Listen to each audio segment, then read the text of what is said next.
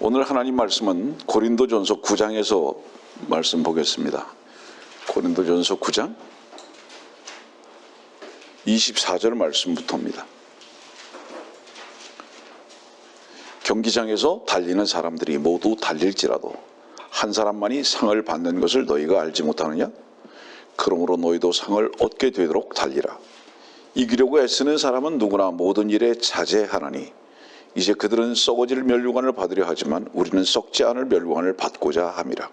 그러므로 내가 그처럼 달리되 불확실하게 하지 아니하며 또 내가 그처럼 싸우되 허공을 치는 것 같이 아니하노라. 내가 내 몸을 억제하여 복종하게 함은 다른 사람들에게 전파한 후에 어떻게 해서든지 내 자신이 버림을 받지 않게 하려는 것이라. 오해될 수 있는 부분부터 잠깐 해결하면서 넘어갑니다. 27절 끝에 보면 버림을 받지 않게 하려는 것이라 이렇게 말씀하고 있습니다. 지금 고린도전서 9장 우리가 읽었던 이 말씀은 구원을 다루고 있는 게 아닙니다. 상급을 다루고 있는 겁니다. 그럼 여기서 말씀하고 있는 것은 구원을 잃어버리는 것을 말하는 것이 아니라 상을 얻지 못하는 것을 말하는 겁니다. 멸류관을 받지 못할까 봐, 칭찬받지 못할까 봐 이런 뜻입니다. 그 사람들은 이런 부분들을 혹여 구원을 잃어버릴 수 있다라고 잘못 해석하기 때문에 성경을 오해하고 그래서 잘못된 교리와 이단이 나타나는 것을 우리는 볼 수 있습니다. 오늘 예배는 미국 캘리포니아에서 친구가 둘이 와서 딱 앞에 앉아 계시니까 너무 크게 위로가 되고 감사하고 또 기쁩니다. 오랜만에 만났습니다. 이렇게 멀리들 오셔서 함께 주님께 경배하고 고맙습니다. 반갑습니다. 마음의 창이라고 그럽니다. 눈을. 그렇죠? 눈은 마음의 창. 왜 그렇게 말하죠? 여러분들이 보는 것은 마음으로부터 출발했다는 뜻입니다. 그러니까 우리가 눈으로 보는 것은 출발점이 눈이 아니라 마음이라는 겁니다. 내가 필요하고 내가 관심이 있고 내가 소중히 여기는 것만을 보게 되어 있습니다. 내 마음에 저거는 아니야라는 것은 아무리 와서 내 앞에서 춤을 추고 또 저거는 아니야라고 하는 것은 아무리 피를 불어도 귀를 막아버리는 거죠. 하나님의 말씀에 대해서 소망을 가질 수 있다면 그것은 들리는 말씀이 있기 때문이라기보다는 내 마음 안에 그 말씀을 향한 소중함과 또 그 말씀을 향한 그 필요가 있다는 것을 의미합니다.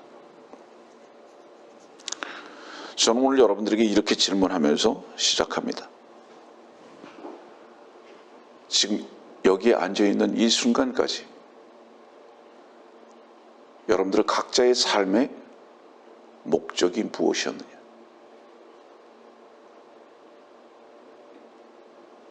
부탁하고 싶은 것은 여러분들은 청중 속에서 이 말씀을 듣지 않기를 원합니다. 많은 경우에 설교를 들으면서 우리가 심각해지지 않는 이유는 뭐냐면 청중 속에서 말씀을 듣기 때문입니다. 그러나 말씀의 선포는 청중들 앞에 선포하지만 사실은 절대로 개인적으로 이 자리에 앉아있음을 여러분들은 놓치지 않아야 됩니다. 하나님의 말씀은 청중 앞에 선포하지만 각 사람의 마음 가운데에 그 말씀이 선포되어진다는 것을 잊지 마십시오. 오늘의 말씀을 여러분들이 들으면서 어떤 공간 속에서 말씀을 듣는다기보다는 하나님께서 직접 말씀을 통해서 내 마음속에 두드리고 계시다. 그 부분에 대해서 잊지 마시기 바란다 이 말입니다. 어떤 사람들은 예배당에 올 때 썬데이니까 타성에 젖어서 시간에 맞춰서 오는 사람들이 있을 겁니다. 그러나 혹여 어떤 사람들은 오늘 이 자리에 와서 앉아있는 것이 분명한 이유와 목적이 있을 겁니다. 분명한 이유와 목적이 있을 겁니다. 어떤 사람은 간절히 기다리는 기다림에 대한 발걸음이었을 것이고 어떤 사람은 그냥 타성으로 왔을 수도 있습니다. 이렇게 말씀을 먼저 여러분들에게 도전하는 이유는 뭐냐면, 여러분들이 오늘 이 자리에 앉아 있는 그 위치가 분명히 주의 말씀으로 말미암는 이끌림과 그 말씀으로 인한 소망에 따라서 이 자리에 왔다면, 분명히 내가 이 자리에 왜 앉아 있는 것인가라는 것에 대한 그 목적은 분명한 겁니다. 확실히 합니다. 내가 왜 이 자리에 앉아 있는가. 그런데 타성에 젖어서 이 자리에 와서 앉아 있다면 내가 왜 앉아 있는지도 사실은 잘 모르게 됩니다. 불확실하게 됩니다. 저는 다시 말합니다. 여러분들은 하나님의 말씀 앞에 개인적으로 지금 현재 말씀을 듣고 있다고. 절대 청중이 돼서는 안 된다고. 왜냐하면 청중은 자꾸 피하려고 합니다. 도망가려고 해요. 그리고 다른 사람들에게 그 말씀을 전가시키려고 하는 타성을 가지고 있습니다. 여러분들은 지금까지 어디를 향해서 달렸느냐, 목적지가 어디였느냐 이 말이에요. 그거는 무엇을 보면 알까요? 지금까지 무엇을 위해서 살았느냐를 보면 어디를 향해 달렸는가 하는 것은 자명해집니다.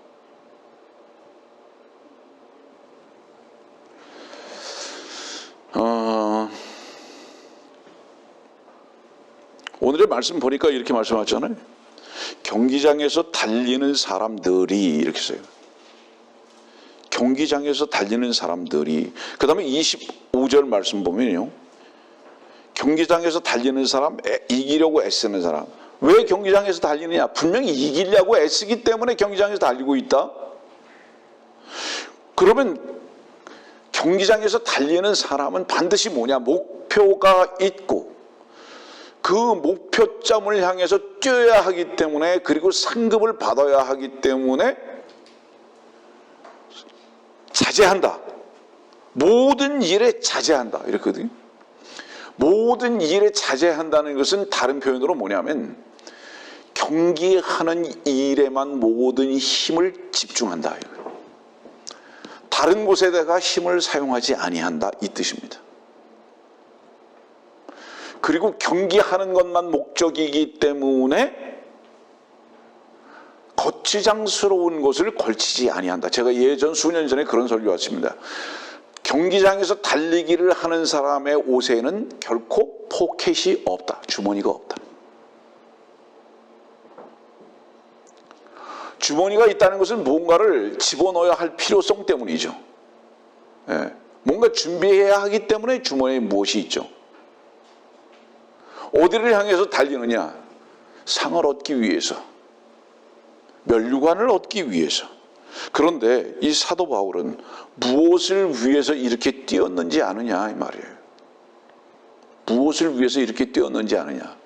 구원의 복음을 위해서라는 겁니다. 이유는 구원의 복음을 위해서라는 말입니다.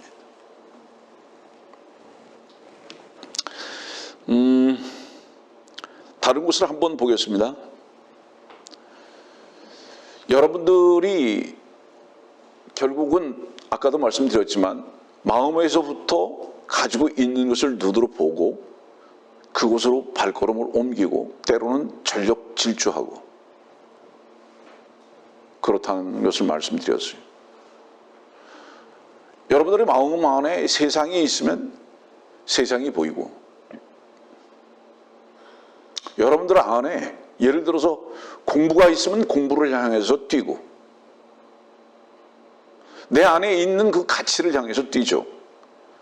이것은 다른 표현으로 이렇게 질문받는 겁니다. 여러분들의 몸이 어디를 향해 있느냐 말입니다. 경기장에서 뛰는 사람이 생각으로 뛰지 않을 거 아니에요. 그죠? 그 몸이 뛸 거 아닙니까? 그 몸이 어디를 향해서 뛰고 있느냐 이 말입니다. 분명히 어떤 발걸음을 뛰고 있는데 지금 어디를 향해서 뛰고 있느냐 이 말입니다. 창세기 13장에는 이런 말씀이 있습니다. 창세기 13장 말씀 봅시다.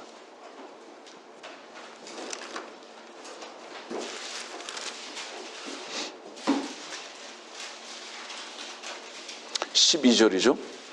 창세기 13장 12절입니다. 아브라함은 가나안 땅에 거하였고 롯은 평지의 성읍들에 거하여 자기 장막을 소돔을 향해서 쳤더라. 잠깐 주목하십시오. 롯 구원 받았습니까? 히브리서는 분명히 롯 구원 받았어요. 구원 받은 롯이 장막을 소돔을 향해서 쳤어요. 이게 이 영어 성경에는 텐트라고 기록되어 있습니다. 이 장막이. 이스라엘 사람들이 왜 텐트 생활을 할까요? 유목 생활을 왜 할까요? 이유가 무엇일까요? 생각해 본 적이 있습니까? 하나님께서 그들을 유목 생활을 하게 했기 때문입니까? 아닙니다. 그들의 생업은 목자였기 때문입니다. 다시 말하면 초장을 따라서 움직일 수밖에 없는 것이 그들의 삶이기 때문에 텐트를 치고 살아가는 겁니다. 그들의 삶의 목적은 제물로 드려지는 것이 그들의 삶의 목적이었다는 겁니다. 그런데 분명히 구원받은 롯이 소돔을 향해서 장막을 쳤다는 것은, 텐트를 쳤다는 것은 그가 무엇을 지금 소망하고 있다는 얘기입니까? 도시에다가 집중하고 있습니다. 거기에서 무엇인가를 얻기를 원하는 거죠. 그 뒤로 한번 가보세요. 13장 그 끝절을 보면 이런 말씀이 있어요. 18절 말씀 보니까 그때 아브라함이 장막을 옮겨 헤브론에 있는 마므레 평지에 와서 거하며 그곳에서 주를 위하여 제단을 쌓았더라. 이제 장막으로 옮깁니다. 이게 텐트를 옮기는 거예요. 텐트를 옮기는 이유가 무엇일까요? 양식이 어디에 있다는 것을 아는 거죠. 잔잔한 물가가 어딘 줄 알고 푸른 초장이 어딘 줄 알기 때문에 그곳을 향해서 지금 아브라함이 옮기는 거죠. 그의 삶의 목적이 양에게 있다는 거죠. 그러니까 목자죠. 그런데 목자는 지난번에도 말씀드렸지만 양하고 동일한 공동의 운명을 가지고 있다. 그래서 지금 헤브론에 있는 마므레 평지에 거기서 거하면서 그곳에서 주를 위하여 제단을 쌓았더라. 자기를 위한 삶을 살지 않습니다. 주를 위하여 제단을 쌓았더라. 이게 무슨 뜻이죠? 제단을 쌓았다는 것은 한 마리의 양을 분명히 잡고 있죠. 양을 잡았다는 것은 창세기 3장 이후로 무엇을 간증하고 있죠? 창세기 4장 이후로 나는 양과 함께 죽었습니다를 간증하고 있죠. 아브라함이 옮기는 이유는 뭐냐 하면 양과 함께, 자 보세요. 예전에도 그 말씀 드린 적이 있지만은 양의 숫자가 많았다는 것은 무엇을 의미하는 것이냐?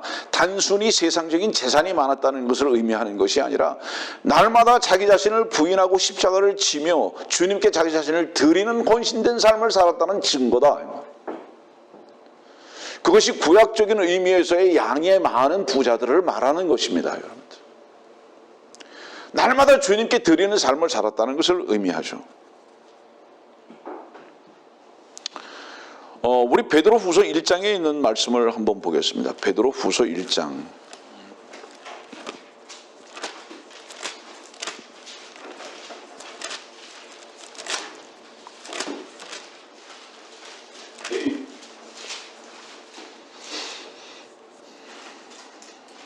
(13절입니다) 그렇도다 내가 이 장막에 있을 동안에 너희를 각성시켜 기억하게 함이 옳은 줄로 여기나니 이는 우리 주 예수 그리스도께서 내게 보여주신 것 같이 나도 나의 장막을 벗어날 때가 임박했음을 알미라.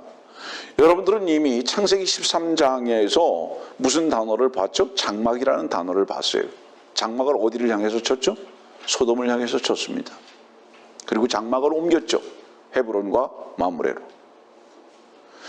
헤브론과 마므레라는 것은 무슨 뜻이냐 하면 요 지금 베드로후서 1장을 설명하기 전에요.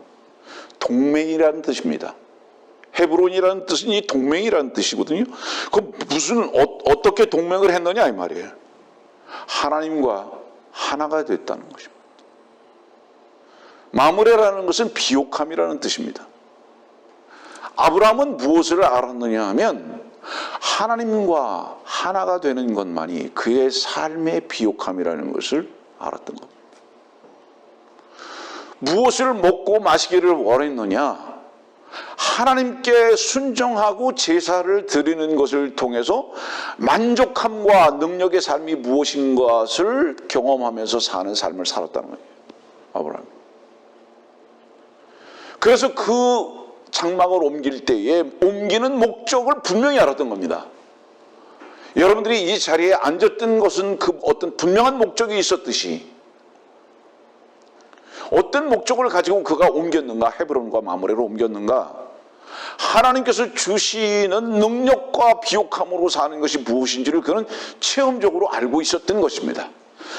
능력과 비옥함은 소돔에 있는 것이 아니라 마므레에 있다. 그리고 헤브론에 있다. 하나님과 하나 되는 속에서만 능력의 삶이 있을 수 있으며 만족할 수 있는 삶이 그곳에만 있다라는 것을 아브라함은 알았던 거죠. 하기 때문에 롯과 헤어집니다. 더 깊이 있게 말씀을 드리지 않겠습니다. 그래서 이제 장막을 옮겨서 그곳에서 주님을 누리는 삶을 이 아브라함은 하고 있었는데, 우리가 베드로후서 1장에 보니까 똑같은 장막이라는 단어가 나옵니다. 그러면 이 장막이라는 이 단어가 영어적 단어는 한국어의 단어하고 왜 다른 쪽으로 표현되고 있을까요? 분명히 영어적 표현은 창세기 13장의 장막은 텐트라고 기록되어 있습니다. 여러분들 영어 성경 보세요. 텐트라고 기록되어 있거든요. 그런데 신약의 단어는 테버나클이라고 기록되어 있습니다. 이 테버나클이라는 단어와 텐트라는 단어의 차이점은 무엇일까요? 테버나클은 아시는 분들이 계시겠지만 이걸 직역하면 이동성전입니다. 왜 이것이 이동성전이 되었느냐? 여러분들이 고린도전서 3장 같은 경우를 보면 이렇게 말씀하셨잖아요. 우리 몸은 하나님의 성전이라고. 우리 안에 누가 계시다고요? 하나님의 영이 거하시는. 그래서 우리가 직장을 가든지 부엌에 있든지 학교에서 공부를 하든지 우리는 성전이다. 옮겨 다니는 성전이다. 어디로 옮겨 다니느냐? 직장으로, 학교로 옮겨 다니는 것이 아니라 주님께서 인도하시는 순례자의 길 속에서 상급을 얻기 위해서 경주하는 자의 이동성전이다. 지금 이것을 신학적으로 표현하고 계시는 거죠. 그러면 신약에서의 장막은 우리 안에 이미 주께서 주인이 되신 것입니다. 이게 성전이에요. 그러면 그리스도 안에 사는 사람들은 반드시 우리의 어떤 위치에서의 목적의식과 목표점이 반드시 있다는 겁니다.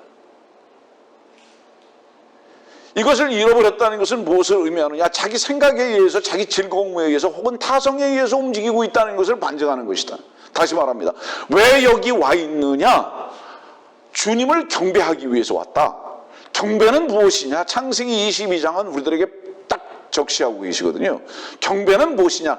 네가 죽고 하나님께서 다시 사시는 것이다. 이게 경배다.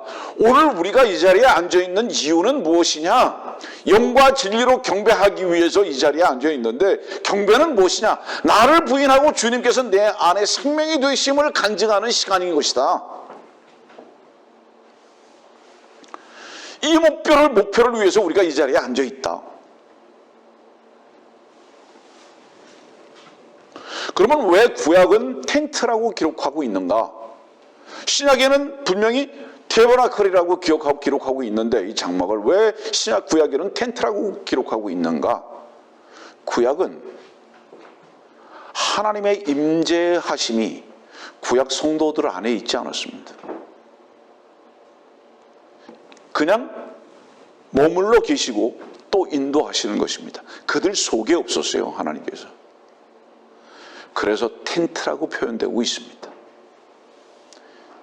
그래서 구약적 의미의 장막과 신약적 의미의 장막은 영어적 표현은 다른 표현으로 되어 있는 거예요. 다시 말하면 구약적 의미에서의 하나님을 경배하는 것은 반드시 장소적 개념이 필요한 것입니다. 그것이 예루살렘이든 혹은 제단을 반드시 쌓는 어떤 장소든 이런 곳에서만 텐트라고 표현될 수밖에 없는 거예요. 그러나 신약적 의미에서의 장막은 어디에서 무엇을 하든지 우리 안에 이미 주께서 생명이 되셨으므로 우리는 다른 텐트라고 표현하는 것이 아니라 이동 성전이 되어 있는 겁니다. 다른 부분이죠. 그래서 태버나클이라고 말씀을 하고 있는데, 세상에서는요 목자들을 어떻게 생각했습니까? 창세기 46장 한번 봅시다. 뭐라고 말씀하고 계십니까? 창세기 46장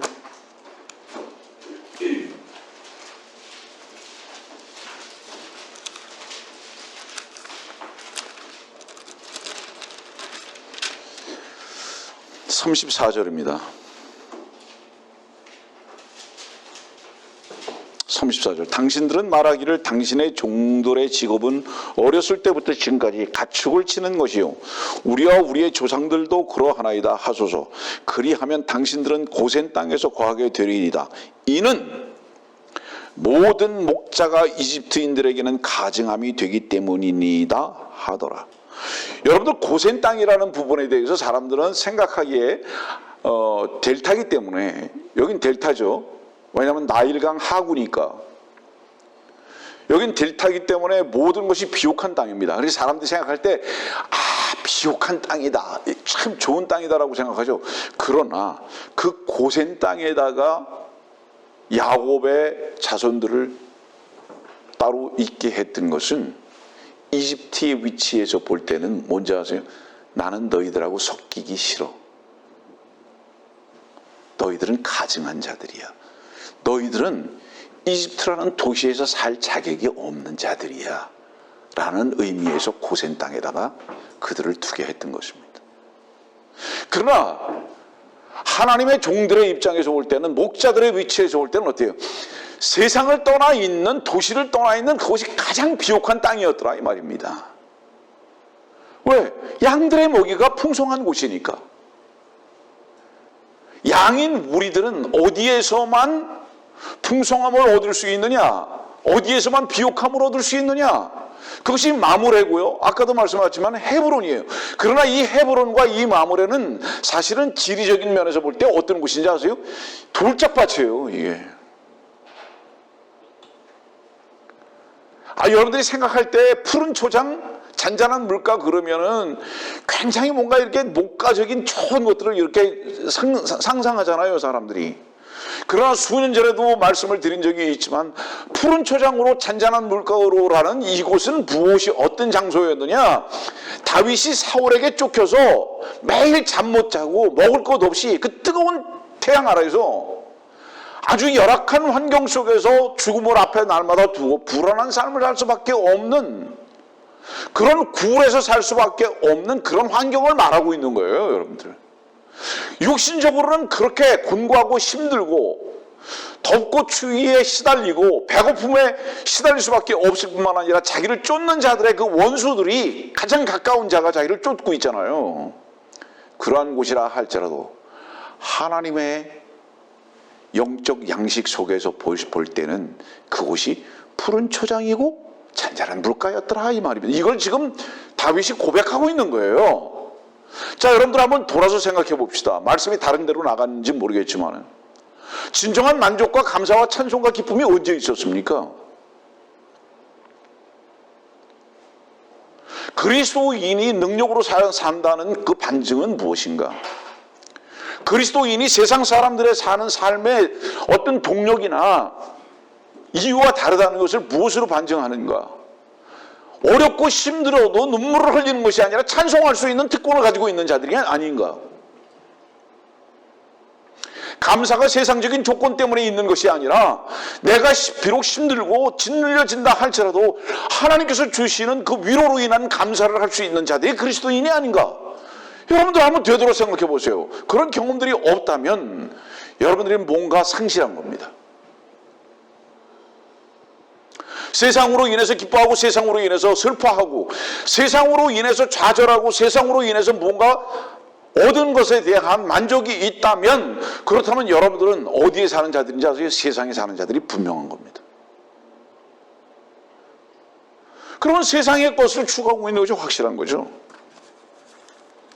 여기 말씀 보니까 모든 목자가 이집트인들에게는 가증함이 되기 때문이다. 사귀고 싶지 않아요. 목표점이 달라요. 가치관이 달라요. 여러분들 왜 기뻐하죠?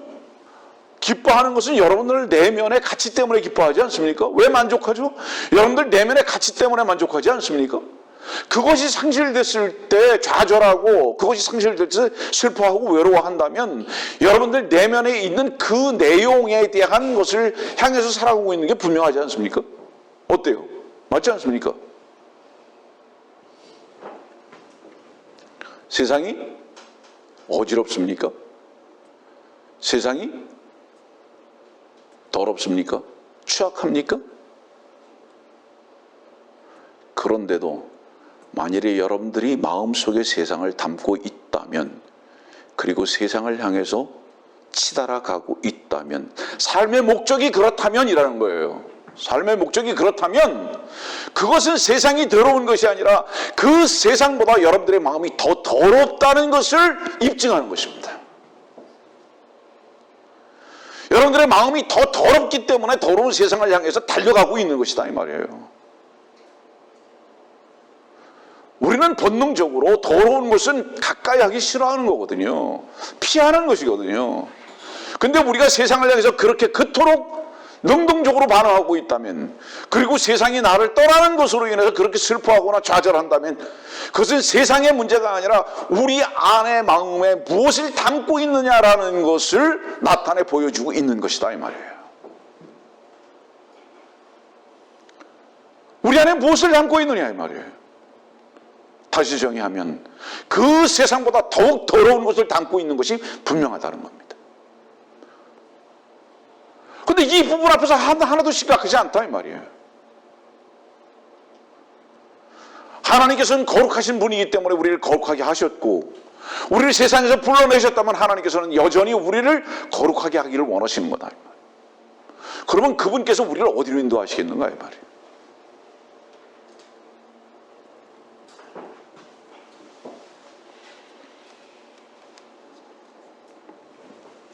히브리서 11장은 여러분들이 너무 잘 알다시피 우리를 가지고 타국인이요 순례자라고 합니다. 타국인이요 순례자는 히브리서 11장 14절의 말씀 보면 뭐라고 말씀하고 있냐면 본향을 찾고 있다라고 말하고 있거든요. 본향을 찾고 있다. 한국에서는 제가 그 고기를 본 적이 없지만은 미국에는요, 이 캘리포니아, 북캘리포니아 올라가면서, 오레곤을 올라가면서, 워싱턴으로 올라가면서 강에 보면 항상 무슨 물고기들이 있냐면 살몬이 있어요.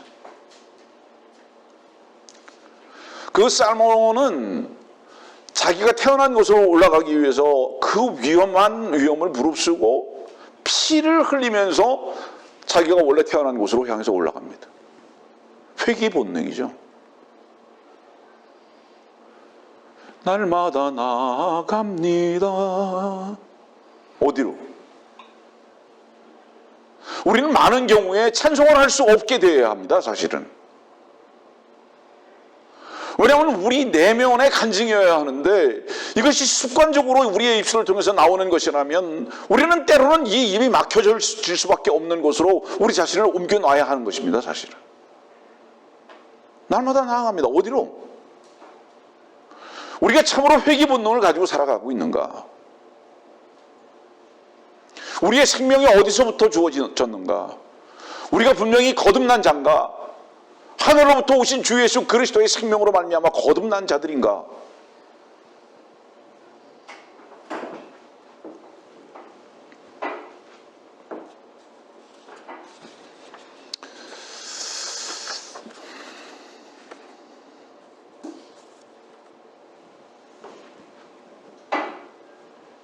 여러분들, 우리가 오늘 이 자리에 앉아있는 이유가 무엇일까요? 여러분들의 가정의 행복입니까? 직장의 안녕입니까? 물질의 부여입니까? 여러분들 착각하셨습니다. 이 교회는 그런 것들을 제공할 생각도 없고 그런 것들에 관심도 없습니다. 여러분들이 이곳에 앉아 있어야 할 이유는 단 하나입니다. 가장 고상한 이름 주 예수 그리스도십니다.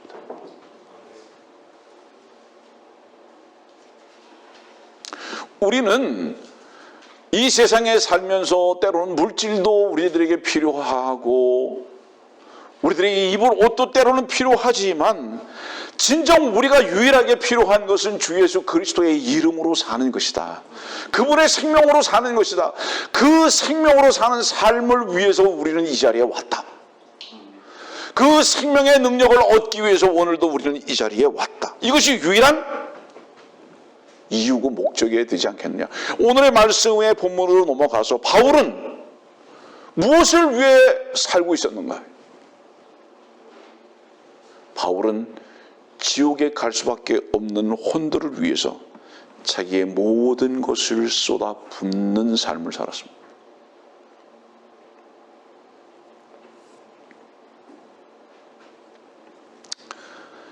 다시 말합니다.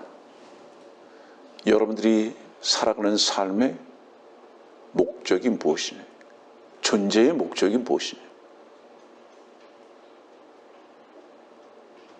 사람들은 이렇게 말하거든요. 시편에 있는 말씀을 인용하면서 사람이 70이요 80이라고 사는 게, 히브리서 9장은 뭐라고 말씀하시죠? 사람이 한 번 죽는 것은 정해진 것이고, 그렇잖아요. 그 뒤에는 심판이 있다고. 다시 말하죠. 여러분들 왜 죽을까요? 나이가 들었기 때문에? 건강을 상실했기 때문에 사고 때문에 죽는 거라고 생각하십니까? 아니에요. 사고 때문에 죽는 것도 아니고, 건강을 상실해서 죽는 것도 아니고, 나이가 들어서 죽는 것도 아니고, 우리가 죽을 수밖에 없는 것을 알고 또한 죽음으로 갈 수밖에 없는 이유는 뭐냐면 하나님께서 히브리서 9장에 그렇게 정해 놓으셨기 때문이에요. 한 번 죽는 것은 사람들에게 정해 줬다고 딱 이렇게 누가 정하신 거예요? 하나님께서 정하셨기 때문이라 이 말이에요. 이 말씀을 여러분들에게 지금 주지시키는 이유가 뭐냐? 사람들이 다 알아요, 죽는 거. 그럼 죽으면 돈 가지고 가지 못한다는 것도 알고요. 죽으면 동행자가 없다는 것도 알아요. 근데 왜 이 세상에 그렇게 집착하고 사는가요, 말이에요?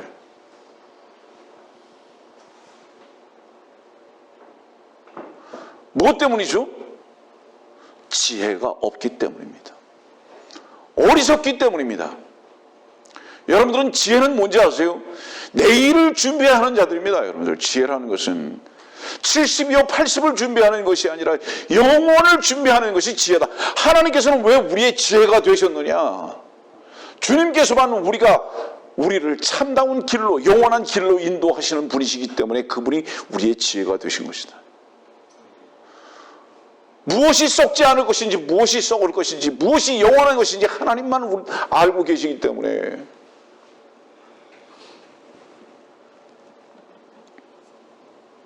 우리의 존재의 목적이 뭐냐? 교회 위해서? 목사를 위해서? 여러분들 자신을 위해서? 예. 마귀는 항상 타겟을 약간 빗나가게 합니다. 10점짜리 타겟에 활을 쏴야 되는데 9점을 맞추게 합니다. 그럴 수 없습니다. 그 9점이 뭔지 아세요? 교회 일.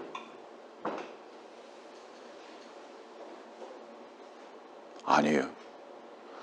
여러분들의 모든 타겟은 주 예수 그리스도 한 분이어야 됩니다.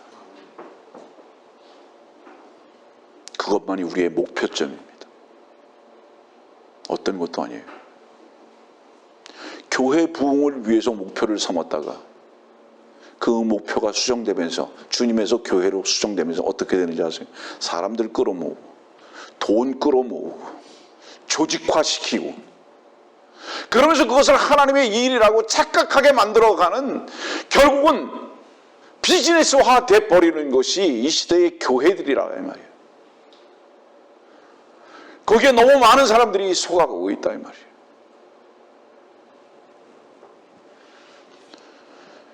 성도들이여, 교회에서 어떤 기쁨이나 만족이나 무엇을 공급받으려고도 하지 마세요. 교회에서는 오직 주님 한 분만을 얻으면 되는 것입니다. 다시 말하면 주님만을 바라는 것이다. 그래서 우리가 확인하고 계산하고 두드려 봐야 할 것은 내 안에 주님이 계시며 이 교회에 주님께서 운행하고 계신가라는 것에 대해서만 예민하면 됩니다. 그 외에 그 어떤 것도 여러분들이 계산해서는 안 됩니다.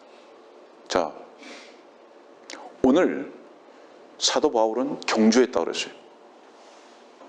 다른 것들을 다 자제했다고 그랬어요. 사도 바울에게 뭐만 계산됐죠? 구원의 복음을 전하는 것만 계산됐습니다. 거기에만 집중됐습니다. 이 말씀 보니까 이렇게 말씀하셨잖아요. 26절 말씀 보니까 불확실하게 하지 아니하며 또 내가 그처럼 싸우되 허공을 치는 자 같이 아니하노라.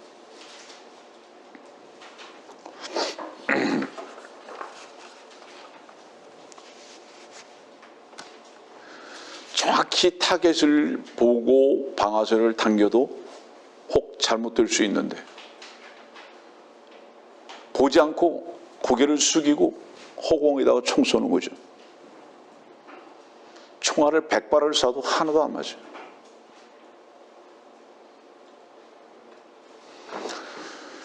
자, 여러분들의 타겟은 어디를 향해 집중되고 있는가? 오늘 말씀이 그것을 지금 얘기하는 거예요. 그러면 그것을 어떻게 아는가 이 말이에요. 어디를 향하고 있는가, 이것을 어떻게 하는가, 아는가 이 말이에요. 아주 쉬운 것이 있죠. 점검할 수 있는 아주 쉬운 거. 여러분들의 마음의 계산이 무엇을 계산하고 있는가, 그거예요. 어디에다 전력 투구하고 있는가, 그것으로 집중되는 거예요. 그 전력 투구하고 있다는 것은 무엇을 의미합니까? 그것을 얻기 위해서 전력 투구하고 있는 거거든요. 온 힘을 거기다 쏟는 이유는 그것을 얻기 위해서 그러는 거거든요. 시편에 있는 말씀 한번 봅시다. 8편, 시편 8편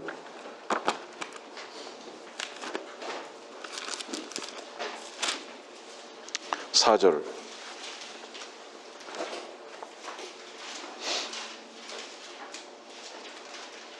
사람이 무엇이기에 주께서 그를 마음에 두시며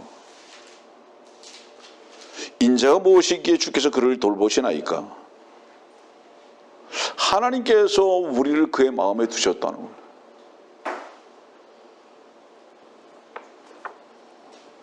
하나님께서 사람을 마음에 두셨기 때문에 하나님께서 인자가 되셔서 이 땅에 오셨습니다. 전력 투구하셨다는 거죠. 하나님께서 자기의 생명을 쏟아 부어버리셨다는 거죠. 왜? 사람을 소중히 여겼기 때문에. 하나님의 마음속에서는 사람을 구원하는 것이 가장 중요한 관점이었기 때문에 그 마음에 사람을 두시고 이 사람을 구원하시기 위해서 당신의 생명을 다 쏟아부은 바 되게 하셨다는 거죠. 여러분들에게 여러 차례 말씀을 드렸지만은 하나님의 사랑은 지금 현재 이 세상에 없다. 하나님의 사랑은 현재적으로 세상에 절대로 없다. 하나님의 사랑은 2000년 전에 십자가에서 완전히 쏟아부은 바 되어버렸다. 한 방울의 피도 단 하나의 근거도 남김없이 그 사랑은 전부 다 쏟아부은 바 되어버렸다. 그래서 하나님의 사랑을 만나기 위해서는 여러분들이 반드시 가야 할 장소가 있는데 그것은 무엇이냐? 그리스도와 함께 십자가에 죽는 그곳으로 가는 것이다. 그래서 갈보리 현장에서만 하나님의 사랑을 맛볼 수 있으며 그것이 어떤 참다운 사랑인지를 그곳에서 누릴 수 있다. 여러분들이 참으로 하나님의 사랑을 만나기를 원하는가? 얻기를 원하는가? 갈보리로 가라. 그곳 외에는 어떤 곳에서도 하나님의 사랑을 만날 수 없다. 이 예배당에서도 하나님의 사랑을 만날 수 없으며 여러분들의 가정 가운데에서도 하나님의 사랑을 만날 수 없다. 하나님의 사랑은 반드시 여러분들 자신이 그리스도와 함께 십자가에 죽을 수밖에 없었던 현장 그곳으로 가는 것이다.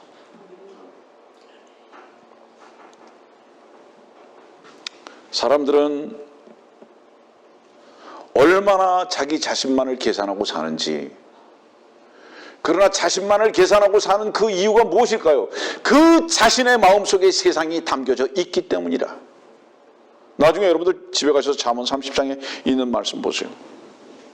15절에 있는 말씀 보면 거기 말고머리가 나오는데 말고머리 2마리가 나와요. 계속 달라고 그런다고. 여러분들이 말고머리 2마리가 뭐를 그렇게 달라고 할까요? 피를 달라고 하는 거죠. 육신적이고 세상적인 것 외에는 구하질 않아요. 그런데 그것이 채워지질 않는다고 말씀하고 있거든요.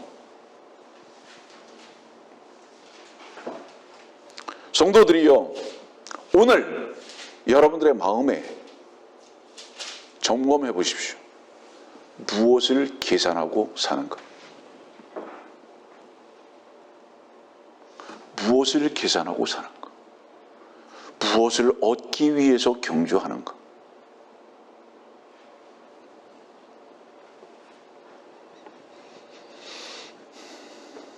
우리 마음속에요, 지도책이 있어요.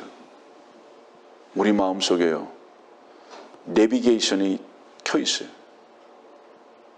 그래서 거기로 가라, 거기로 가라, 거기 가지 마라. 그래서 우리 마음에 계속 지시하는 존재가 있다고요. 그 지시하는 존재가 뭐죠? 창세기 3장의 뱀이죠. 계속 세상으로 지시하죠. 그거 볼만한 거야, 그거 취할 만한 거야. 계속 세상을 향해서 긍정적인 메시지를 계속 우리 안에서 주죠. 그 내비게이션을 따라서 움직이죠.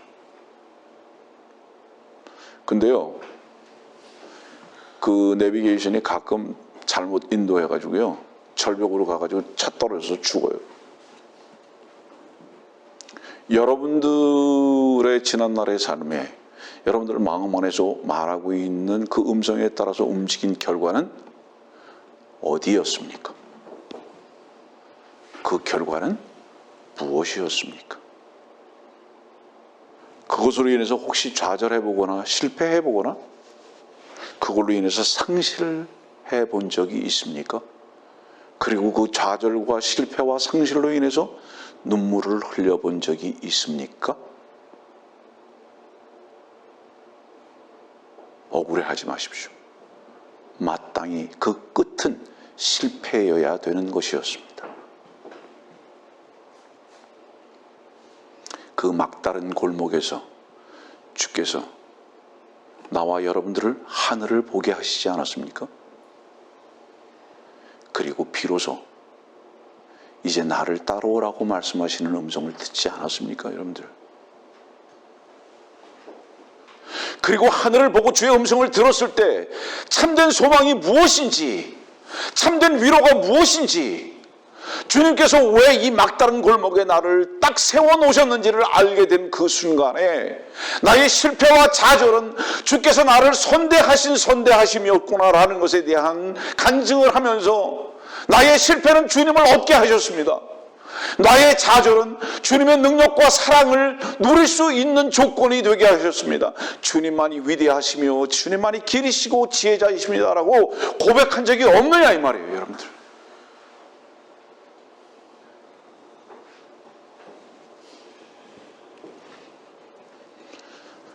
여러분들의 목적지가 어디입니까? 목표가 어디입니까? 많은 사람들은 파멸을 향해서 가고 있어요. 왜죠? 사람들의 속에 파멸이 있기 때문에.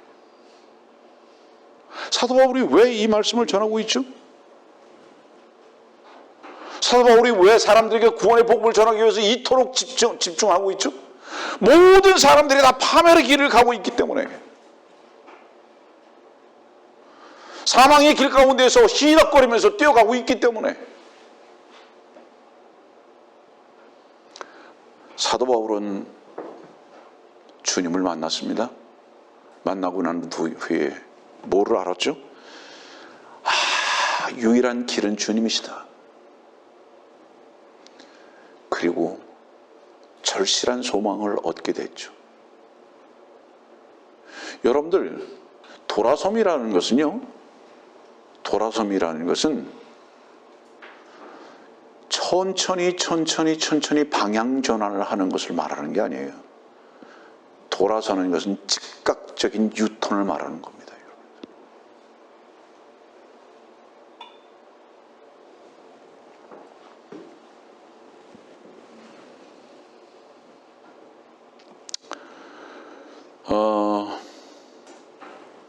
사도 바울이 이렇게 전력 투구할 수 있었던 것은 구원 얻는 혼들을 얻는 것이 그의 유일한 보상으로 여겼기 때문입니다. 며칠 전에도 며칠간을 버스를 타고 형제자매를 만나러 가서 함께 식사하고 몇 시간을 교제를 하면서 그리스도 안에서의 그 사랑의 교제가 얼마나 소중하고 참되고 고상한지. 왜죠? 그들과 나라는 인간은 더럽고 추하고 거짓되지만 우리가 인간으로 만난 것이 아니라 고상하신 주님 안에서의 만남이었기 때문에 그 만남이 얼마나 아름답고 귀한 교제인지,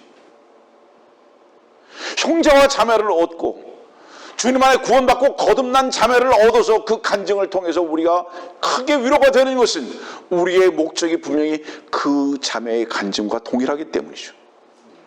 그것을 위해서 우리가 전력 투구하는 삶을 살아가는 것이 우리의 목표가 되어야 하지 않겠느냐라는 것을 오늘 이 말씀은 우리들에게 권면하고 계시다 이 말이에요. 그것만이 유일한 우리들의 보상이다.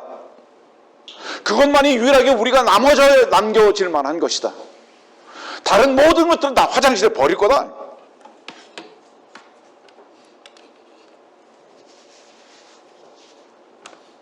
그런 사도 바울에게 무슨 다른 목적이 있었겠습니까?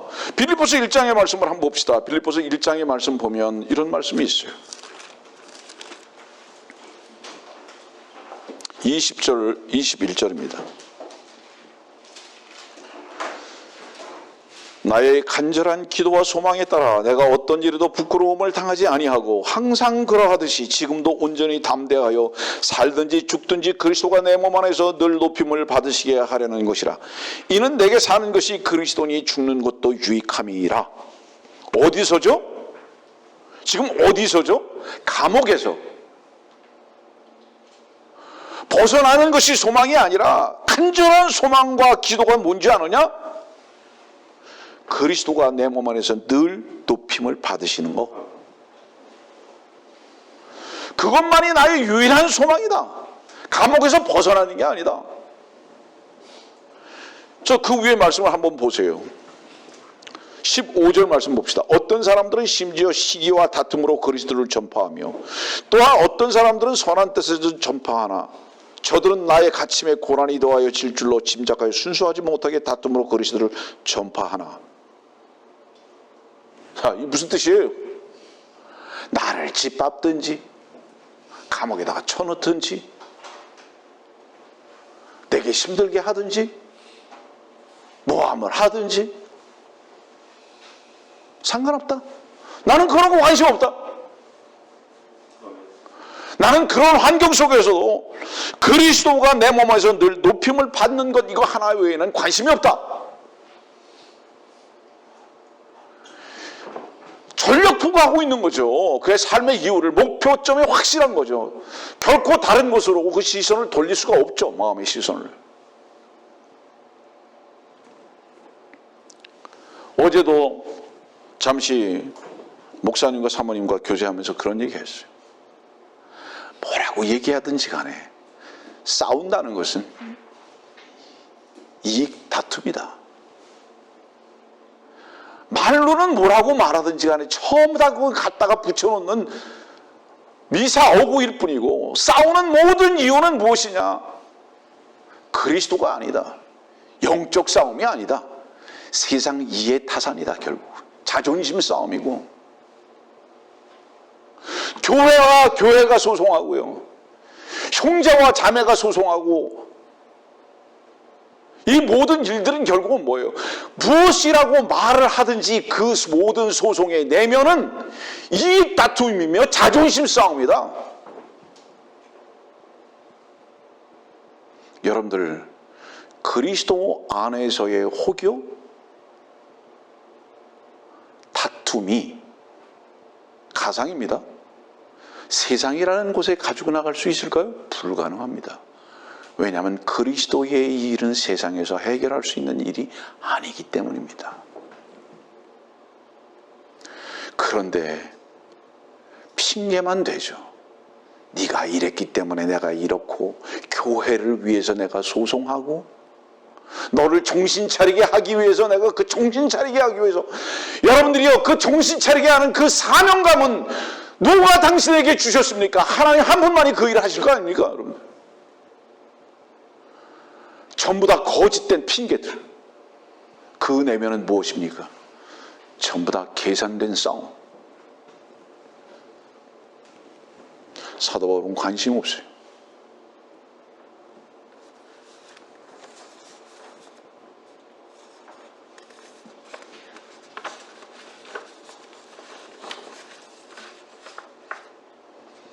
이유가 무엇이었을까요? 말씀은 우리들에게 이렇게 말하죠. 우리가 아침에 나왔다가 사라지는 안개와 같다고. 그죠? 안개와 같다. 솔로몬은 그렇게 고백했죠. 헛되고 헛되다고. 안개와 같다, 헛되다. 무슨 뜻이죠? 호흡과 같이 언제 없어지려 어디로 가는지 모른다 이 말이에요. 우리의 삶에 고통과 힘듦이 있는 이유는 뭔지 아세요? 사실은 거짓되고 헛된 것을 붙들려고 하는, 구름 위에서 걸으려고 하는 그 노력 때문에 힘든 겁니다. 사람이 나르려고 하니까 지랄을 하는 거죠. 오리 지랄을 하죠. 오리 지랄을 하는 거예요. 사람은 걷게 돼 있죠.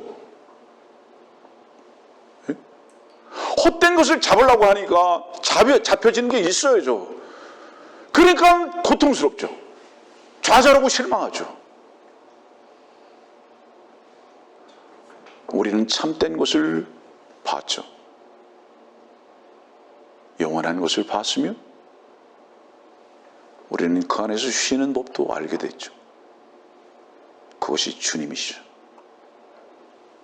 그 참된 주님을 만났음에도 우리가 왜 헛된 것, 안개와 같은 것들을, 흔적도 없이 사라질 것들을 그렇게 붙들고 살려고 하는가?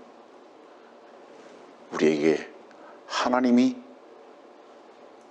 없다라고 말하는 삶을 살 수밖에 없는 위치에서 살고 있는 게 확실하죠. 우리가 주라고 고백하고 있음에도 우리 마음에 하나님께서 살아계시지 않기 때문에, 지혜의 주께서 우리의 지혜가 되시지 않았기 때문에 하나님의 길에서, 주의 길에서 우리가 벗어날 수밖에 없는 삶을 살죠. 물질에, 출세에, 뭔가 세상에서의 취득에 다 미쳤죠. 하물며 이제는 개새끼한테까지 미쳤죠. 배이는 게 없어요. 미치면 배는 게 없는 거예요. 미치면 배는 게 없는 거예요.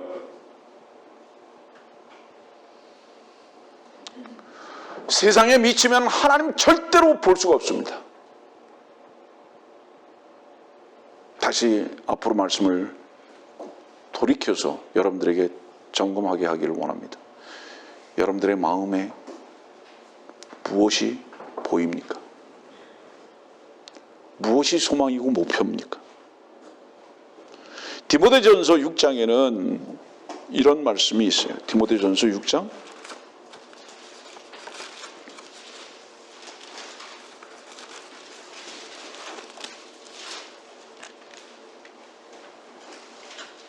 10절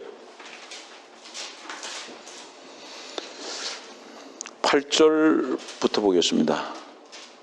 우리에게 먹을 것과 입을 것이 있으면 이것들로 만족할 것이니라. 그러나 부유하게 되고자 하는 자들은 유혹과 올무와 여러 가지 어리석게 해로운 정욕에 빠지리니 이는 사람들로 파멸과 멸망에 빠지게 하는 것이라.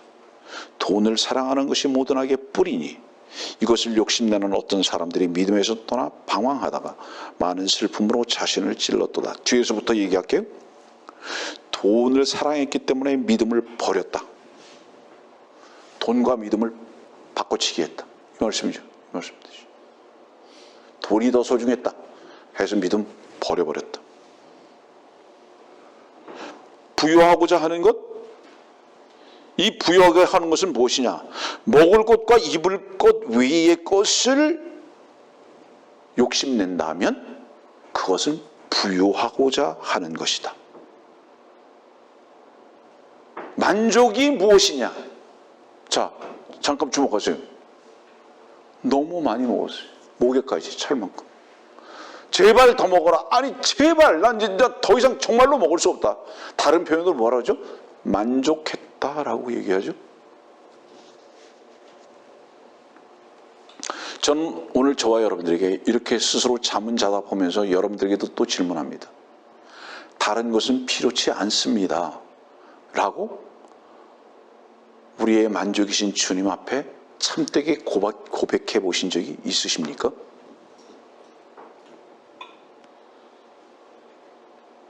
나는 주님께서 완전히 나의 채움이 되셨습니다. 주님으로 만족합니다. 더 이상 필요한 게 없습니다. 라고 고백하신 적이 있으십니까? 그때는 언제입니까?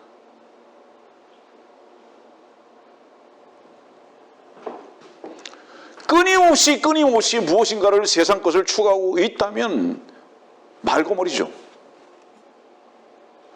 그것은 우리 속에 그렇게 헛된 것이 가득 찼기 때문에 헛된 것을 추구하는 것이 분명하죠.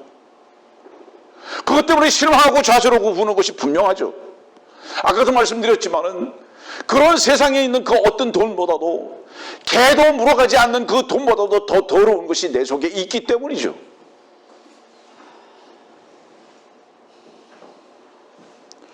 디모데전서 6장은 우리가 조금 아까 그렇게 말씀하세요. 경건이 무엇인 줄 아느냐? 경건은 만족하는 거다 이 말이죠. 여러분들은 경건한 삶을 한 번쯤은 살아보셨습니까? 언제 내가 경건한 삶을 살아봤는가 되돌아본 적은 있으십니까? 경건은 무엇이냐? 주께서 내게 베푸시는 것으로 인해서 만족합니다라는 그 위치다. 언제? 여러분들이요, 배교가 뭔지 아세요?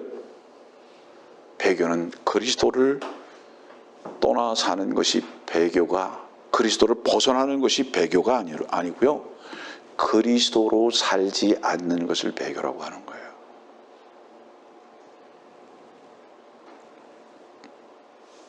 사람들의 관심은 자기 속에 있는 것을 얻는 것, 추구하는 것, 뛰어다니는 것, 이거 하나 외에는 가치가 없죠. 하나님의 일에는 무관심합니다. 하나님의 일이라는 그 부분에 대해서 잠깐 설명할게요.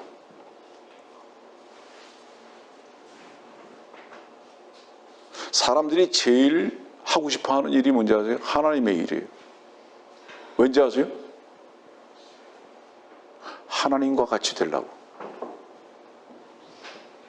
하나님의 일에 사람들이 관심 가지고 하나님의 일을 한다 그러는 이유가 뭔지 아세요? 하나님과 같이 보이고 싶어서. 하나님의 일은 하나님이 하시는 거예요. 사람은 사람의 일을 하는 거예요. 개새끼는 개새끼의 일을 하는 거고요, 소새끼는 소새끼의 일을 하는 거예요. 그것이 어떤 일이든지 간에 소가 하는 일은 소의 일이고 개가 하는 일은 개의 일이고 사람이 하는 일은 사람의 일이에요. 하나님의 일은 하나님이 하시는 거예요. 그러면 하나님의 일이라는 것은 무엇일까요? 자, 우리가 하나님의 일을 해야 할까요? 안 해야 할까요? 우리 하나님의 일을 해야 하죠. 그러나 하나님의 일을 하려면 먼저 어떻게 해야 하는지 아세요? 순서가 하나님께서 너는 일을 할 수 있는 자가 아니라, 다시 말하면 하나님의 일을 할 수 있는 자가 아니라 너는 나의 종으로는 쓰임받을 수 있지만 네가 내 일을 할 수 있는 존재는 아니야 라고 먼저 나를 다루십니다. 어떻게 다루시냐? 네가 하나님의 고상한 일을 할 수 있는 존재인 것 같으냐? 야 이놈아, 너는 개새끼야. 이거를 먼저 우리들에게 나타나 보여주시는 거죠. 우리의 본성을. 너는 하나님의 일을 절대로 할 수 없는 존재야. 하나님의 일은 거룩한 일이야. 하나님의 일은 경건한 일이야. 욕심에 가득 찬 네가 하나님의 일을 할 수 있을 것 같으냐? 부패한 마음과 부패한 손으로 하나님의 일을, 거룩한 일을 할 수 있을 것 같으냐? 그래서 먼저 나를 다루십니다. 부패한 나를 다루시고 개와 같은 나를 다루십니다. 그랬을 때 내가 그 손 아래에 다룸을 받았을 때 주님께 이렇게 고백하게 됩니다. 주여, 나는 개입니다. 주여, 나는 종입니다. 종이라는 건 뭐죠? 종 다른 거 없어요. 죄값으로 팔린 자예요. 자기가 살아있는 자가 아니에요. 어떤 일을 하더라도 그것은 자기의 일이 될 수가 없는 자예요. 그게 종이에요. 성경에서 말하는 종. 종이 되게 하신 다음에, 그 다음에 하나님께서 종을 주인으로 딱 삼으시고 종의 주인이 되셔서 하나님께서 그 일을 하실 때 그때 하나님의 일이라고 하는 거예요. 순서는 무엇이냐? 내가 하나님 앞에서 종에 된 위치로 고백되어지도 않으면서 하나님의 일을 하려고 하는 것은 그 자신이 하나님과 같이 보이려고 하는 오만과 교만의 출발이다. 이것이 종교인들의 짓거리다 이 말이에요.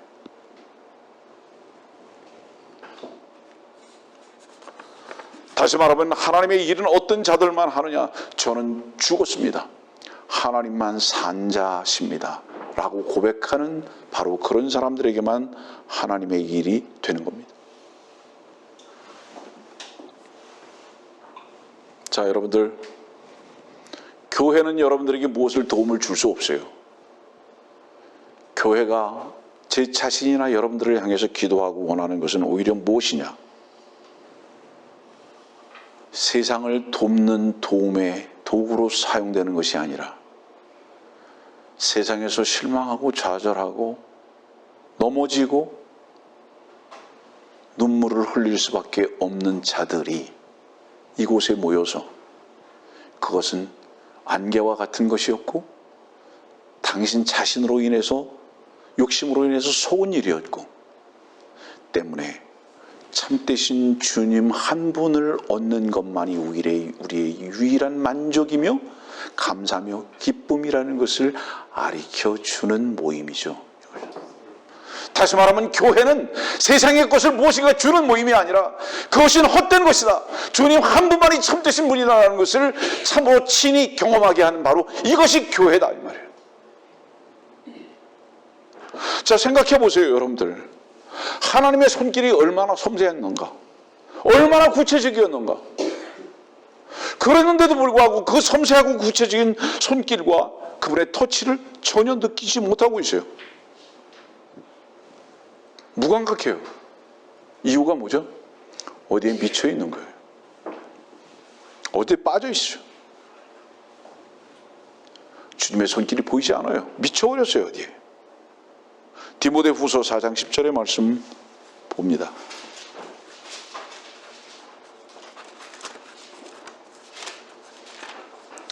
디모데후서 4장 10절.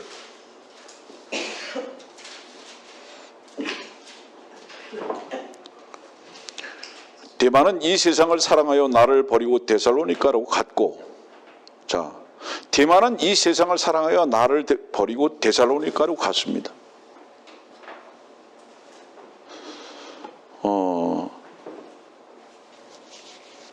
바울을 버렸어요. 데마가 바울을 버렸어요. 인간적인 배신입니까? 여기서 바울을 버렸다는 것은 인간적인 배신을 말하는 것이 아니에요. 바울은 주님께만 온전히 드려지는 삶을 살았죠. 그러면 데마가 바울의 파트너였다면, 그렇다면 데마는 어떠했을까요? 여전히 바울과 함께 주님께 드려지는 삶 외에는 삶의 이유가 없었겠죠. 그런데 바울을 버렸다는 것은 무엇을 의미할까요? 나는 더 이상 주님을 향해서 발걸음을 옮기고 주님께 올인하는 삶은 나는 안 해. 바울과 함께 살아가는 동안 데마는 주님의 길 가운데에서 목표점이 분명했죠. 바울을 버렸다는 것은 목표점이 바울에서, 바울이 봤던 주님에게서 세상으로 옮겨졌다는 것을 의미합니다. 다시 말하면 나는 바울이 싫어가 아니라 당신이 섬기는 주님이 나에게는 의미가 없어. 난 세상이 좋아. 이렇게 해서 떠났다는 것을 말하는 거예요. 떠나면서 데마는 뭐라고 그랬을까요? 혹시 바울에게 불평을 토로했을지도 모르고 어떤 핑계를 댔을지도 모르죠. 우스운 얘기 같지만 바울이 밤에 자다가 방귀를 꼈는지도 모르죠. 이 말을 왜 하는지 아세요? 떠나는 자들의 모든 이유는 합당합니다. 그러나 그리스도인들이 장막을 옮기거나 그리스도인들이 위치 이동을 해야 한다면 한 가지 때문입니다. 그게 뭘까요? 주님의 유익을 위해서, 주님께 더욱 드려지기 위한다면, 주님의 허락하심 속에서. 사도 바울은 최우선 순위가 분명히 주님이었던 것은 확실합니다. 자, 그러면 이제 말씀을 정리할게요. 여러분들의 이웃과 친구와 가족과 형제들을 언제 주의 말씀의 복음으로 이끌어 가는데 여러분들의 발걸음과 입술이 사용된 적이 언제입니까? 많은 사람들은 생각하죠. 어떻게 해야 그럼 구원받는다는 말이냐? 우리 사도행전 16장에 있는 말씀을 한번 봅시다.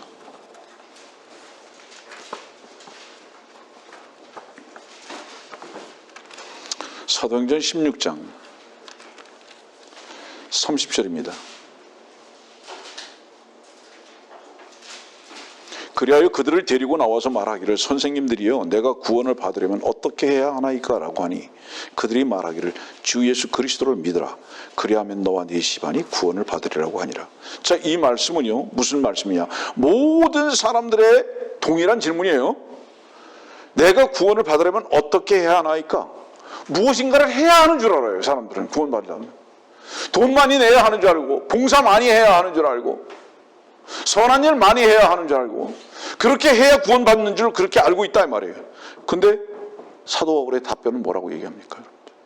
주 예수를 믿으라. 헌금 많이 하는 거 아니야. 권사 되고 장로 되는 거 그런 거 아니야. 목사 되는 거 아니야. 구제 많이 하는 거 그런 거 아니야. 이웃을 사랑하는 거 그런 것도 아니야. 구원을 받는 건 뭔지 아냐? 왜 주 예수를 믿으라고 하는지 아니에요? 네가 해야 할 것을 주께서 다 하셨기 때문에 믿으라고 하는 거예요. 믿으라고 하는 것은 나에게 무엇인가를 요구하는 것이 아니라 하나님께서 요구하셨던 그 모든 요구를 그 아들이 다 했기 때문에 그 아들을 받아들이라. 그러면 그 아들이 한 것이 다 너의 것이 되는 것이다. 이 이유로 믿으라고 말씀하고 계시다 이 말이에요. 사람들은 구원에 대한 문제 앞에서 무엇인가를 해야 하는 것으로 자꾸 여기니까 다른 표현은 뭐죠? 너 할 거 하나도 없다. 너는 할 것이 하나도 없다. 이것을 다른 표현으로 믿으라 말씀하고 계시다 이 말이에요. 왜? 구원의 조건은 주께서 대신 하셨기 때문에. 여러분들이요, 어떤 사람이 오늘 저녁에 무덤으로 내려가지 않는다고 장담할 사람이 있습니까? 어떤 사람? 그 후에는 뭐 있죠? 심판이 있죠. 사람들은 이 땅에서 7, 80년 살면서 사는 삶은 계산하는데 죽음 후의 세계에 대해서는 계산하지 않아요. 은행도 계산하죠? 성적도 계산하죠? 주머니도 계산하죠? 자존심은 더욱 계산하죠? 그런데 가장 고상하신 주님은 여러분들은 어떻게 계산하고 사십니까? 무엇을 여러분들은 보십니까?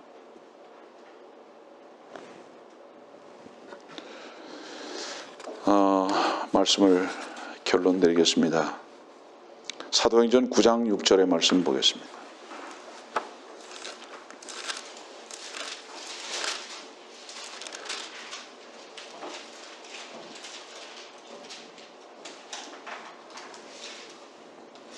사도행전 9장입니다. 3절을 보고요. 그가 길을 떠나 다마스커스에 가까이 왔을 때 갑자기 하늘로부터 한 줄기 빛이 그를 둘러 비추는지라. 그 밑으로 가보겠습니다. 6절입니다. 그가 떨며 놀라서 말하기를 주여 내가 어떻게 하기를 원하시나이까? 라고 하니. 자, 지금 다마스커스로 왜 가고 있죠? 잠깐 주목. 사도 바울은요? 사울은요? 다마스커스로 가는 길이 목숨을 걸 만큼 옳은 길이에요. 사람들을 죽이면서라도 해야 할 아주 정의로운 일이에요. 맞죠? 사람들을 죽이면서라도 해야 할 정의로운 일이에요. 이것을 위해서 다마스커스로 가고 있어요. 그 정의로운 일은 어디서 온 거죠? 그 가치와 목표점은 누가 설정해 줬죠? 사도 바울의 오름이었습니다. 이것이 오라. 딱 내비게이션 여기 딱 장착했어요. 이게 오락으로 다마스커스로 가는 거예요. 누구를 죽이기 위해서? 예수 믿는 자들을 잡아 죽이기 위해서. 그런데 주님을 만나고 난 다음에 뭐라고 말하는지 아세요? 6절 말씀 보세요. 주여 내가 어떻게 하기를 원하시나이까? 내가 어떻게 하기를 원하시나이까? 이 말씀의 뜻은 뭐죠? 성도들이여, 주님께 여러분들의 길의 좌표를 언제 질문하셨습니까? 제가 어떻게 하기를 원하십니까? 전 지금까지 목표점을 이렇게 놓고 살았는데, 세상을 담기 위해서 전력 투구했는데, 나의 자존심과 나의 오름의 길을 이렇게 경주하면서 달려왔는데, 주님을 만났다면 무릎을 꿇었다는 건 뭐죠? 더 이상 이 발을 쓸 수 없습니다. 주여, 내가 어떻게 하기를 원하십니까? 언제 이 질문을 해보셨습니까? 오늘 이 질문은 주님 앞에 가장 아름다운 질문이 될 겁니다. 가장 고상한 질문이 될 겁니다. 여러분들이요, 속도는 조절하는 게 아니에요. 유턴하는 거예요. 아까도 말씀드렸지만. 여러분들의 삶의 길이 세상을 향하고 있다면 속도를 조절하는 것이 아니라 유턴하는 겁니다. 주님께 돌아서는 거라고. 사람들은 얼마나 굴복을 싫어하는지, 무릎을 꿇는 걸 얼마나 싫어하는지. 누가복음 15장은 이렇게 말씀하고 있잖아요. 이제는 내가 굶어 죽는도다. 자리에서 일어나 아버지께로 돌아가리라. 자기가 굴복하죠. 무엇을 얻기 위해서? 그는 자기의 길을 갔죠. 만족을 얻기 위해서, 성취하기 위해서, 무언가 더 많이 얻기 위해서 아버지 집을 떠났죠. 그런데 아무것도 없죠. 유턴했죠. 아버지 집에 갔습니다. 거기에 반지가 있죠, 신발이 있죠, 옷이 있죠, 고기가 있죠, 잔치가 있죠. 모든 만족은 아버지 집에 있음을 누가복음 15장에 탕자하는 우리들에게 가르쳐주고 있죠. 성도들이요, 만족하기를 원하십니까? 경건하기를 원하십니까? 채우기를 원하십니까? 여러분들의 길에서 굴복하고 유턴하십시오. 주님을 인정하십시오. 그리고 주님께 질문하십시오. 여러분들의 굴복의 현장이 여러분들의 모든 것을 채우는 만족의 위치가 될 것입니다. 말씀을 한 곳 읽고 마치겠습니다. 디모데후서